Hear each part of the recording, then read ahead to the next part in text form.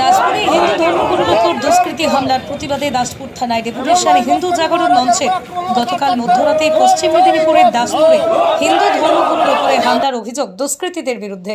অস্ত্র দিয়ে আঘাত করে ৩ দুষ্কৃতী, এমনটাই অভিযোগ। মহারাজ হিরণময় গোস্বামী গতকাল দাসপুরে একটি ভাগবত পাঠের কর্মসূচি শেষ করে রাস্তায় বেরিয়েছিলেন। সেই সময় কয়েকজন দুষ্কৃতী অতর্কিতে তার গলায় ধারালো অস্ত্র দিয়ে কোপ মারার চেষ্টা করেন। ঘটনার পরেই দ্রুত হিরণময় গোস্বামীকে উদ্ধার করে নিয়ে যাওয়া হয় ঘাটাল মহকুমা হাসপাতালে। সেখান থেকেই নিয়ে যাওয়া হয় পূর্ব মেদিনীপুরের একটি বেসরকারি হাসপাতালে। আর এই ঘটনার প্রতিবাদে হিন্দু জাগরণ মঞ্চের পক্ষ থেকে দাসপুর থানা ঘেরাও করে ডেপুটেশন দেওয়া হয়। অপ্রীতিকর ঘটনা এড়াতে দাসপুর থানায় মজুদ ছিল প্রচুর পরিমাণে পুলিশ। আজ সকাল থেকেই থমথমে দাসপুরের রঘুনাথপুর এলাকা। যদিও এই ঘটনায় দাসপুর থানায় অভিযোগ দায়ের করা হবে বলেই জানিয়েছেন হিন্দু জাগরণ মঞ্চের জেলা কমিটির সদস্য তন্ময় দাস।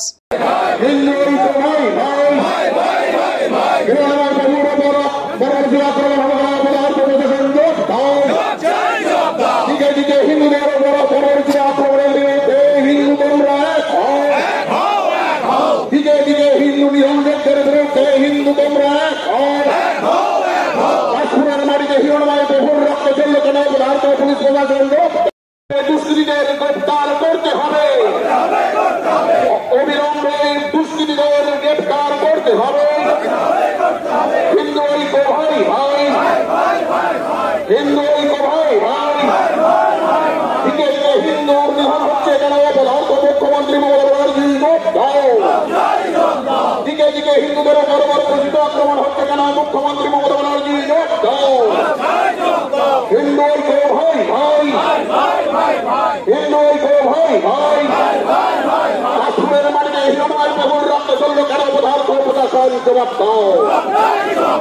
অবিলম্বে দুষ্কৃতীদের দৃষ্টান্তমূলক সাজা দিতেই হবে, অবিলম্বে দুষ্কৃতীদের গ্রেফতার করতে হবে।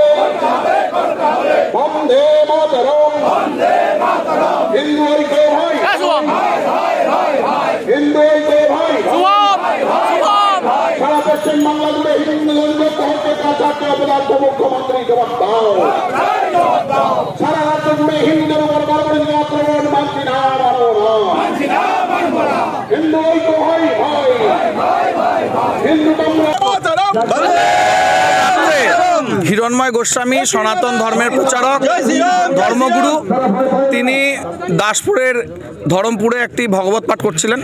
সেই সময় ভগবত পাঠ চলাকালীন তাকে বেশ কয়েকজন মদ্যপ অবস্থায় ধমকায়। যখন তিনি শ্রীনামের নাম বলছিলেন এবং হরির নাম বলছিলেন, তখন তাকে ধমকানো হয়েছিল।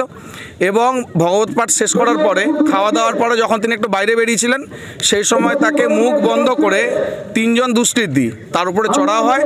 তাকে প্রাণে মারার প্রচেষ্টা করে, তার গলায় দড়ি দিয়ে আঘাত করে মারার চেষ্টা করে এবং হাতের বিভিন্ন জায়গায় ক্ষতবিক্ষত হয়ে যায়।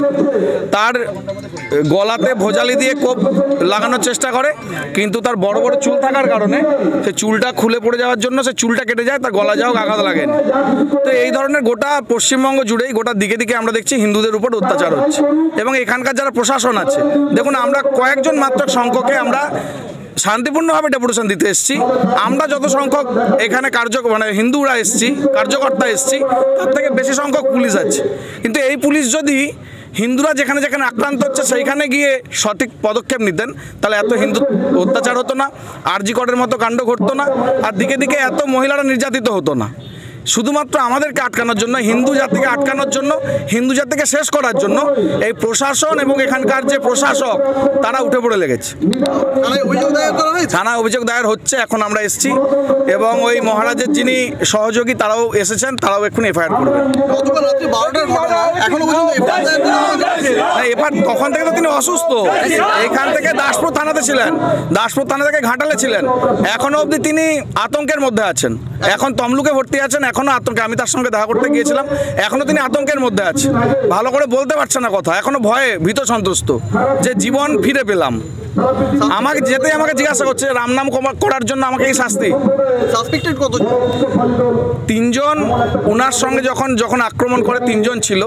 সাসপেক্টেড কতজন তার সাথে সেই সময় যারা ছিলেন তার সহযোগী তারাই বলতে পারবেন, তারা বলবেন। এফআইআর কপি আপনারা পেয়ে যাবেন কিছুক্ষণ পরেই। ওনার তো ব্যক্তিগত সিকিউরিটি তো ছিল না, ব্যক্তিগত কোনো সিকিউরিটি না, ওনার কিছু ভক্ত ছিলেন সঙ্গে, কিন্তু ব্যক্তিগত কোনো সিকিউরিটি ওনার সাথে ছিলেন না। সে ঘটনা